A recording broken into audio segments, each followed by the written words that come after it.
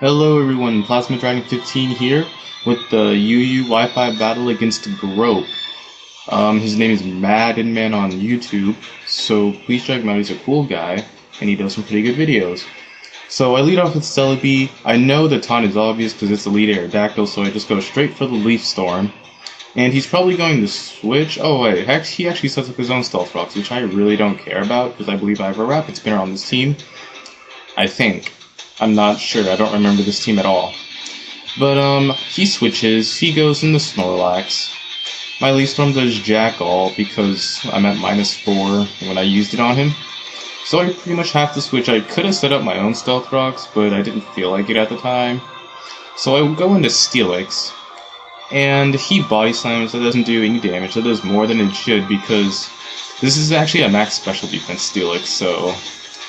And I figured this would be a Curse Snorlax because that's usually the most popular one. And I do carry the Roar on the Steelix, so I'm just going to Roar him out after I Toxic, because I figured since he's Cursed he doesn't have Thick Fat. Or he does have Thick Fat, not doesn't have Thick Fat. And I just Roar him out, and he goes into his Aerodactyl.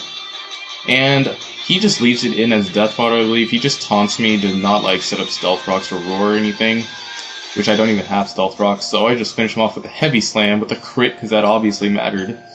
And he goes into his Heracross. Now, I knew he would overpredict my Celebi switching and go for the Mega Horn, because Celebi could take close combat quite well, whereas Steelix can't. So I stayed in, and he does go for the Mega Horn, and I Heavy Slam him. And because Steelix is such a fat bastard, he does over half the hit with Heavy Slam. And he goes into Tangrowth, and I figured the Sleep Powder is coming because that's what all Tangrowths do. And he does hit the Sleep Powder, which makes my Steelix go to sleep, unfortunately. And a lot of after-turn effects, which is really annoying when you're narrating. But he switches out, goes into his Rotom, and I'm thinking I really do not want to take an Overheat, so I go into Celebi. Oh, we double switch, because he thought I would go into Celebi, yeah. That was a good prediction on him, though.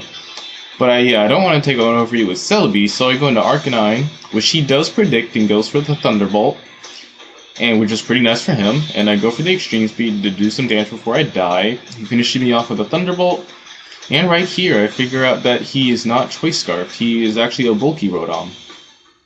So I go into my Galad, which is actually a Scarf Galad, which this Galad saved my behind so hard in this battle. But yeah, the Stone Edge manages to finish it off the Rotom despite being non-stab, and he goes into his Hitmontop, and he goes for the Fake Out, and I didn't want Galad taking any damage because I need him to stay alive in order to kill the Heracross, because, well, you'll see later on. But I do go into Celebi, I go for the T-Wave, and I guess he predicted a status move, so we went into Steelix, or Snorlax, which is pretty good for him. And I do switch out and go into my Steelix, because I know I can wall him to no end. But he does have the Fire Punch, but that still doesn't do anything, even though I have no defense investment whatsoever, because Steelix is a boss. It actually has like 437, I think, defense without any investment whatsoever. So he goes for the Curse, and I'm just hoping I wake up in like 3 turns so I can roar him out, because after a few curses, Fire Punches will actually start hurting. And because my team is mostly special, this Steelix can probably, or Snorlax can probably wall me quite efficiently.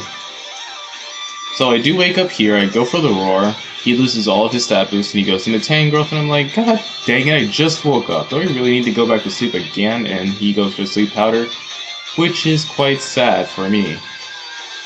And I believe he switches out here into his Snorlax, maybe? Oh, Hitmontop.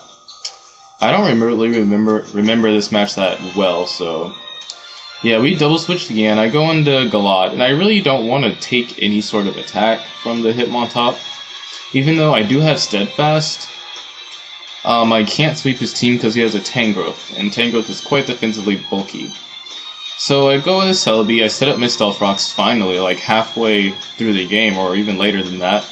And he uses Close Combat and finishes me off, which I actually thought I could live because I'm max HP, but I have no defense investment, so meh. So, I go into Galad. I know the Sucker Punch is coming just because it's Hitmontop, But I really want that thing dead, so I just kill it off with a close combat after it loses its defenses due to close combat of its own. And he goes into his Heracross, and the really awkward thing is we're both scarfed. And at this point, I don't know if he's adamant or jolly, because if he's adamant, I can outspeed him because I'm jolly, but if he's jolly, then he outspeeds me. So he close combats my Steelix, and he does take that, not as well. Actually, he took that quite well for no defense.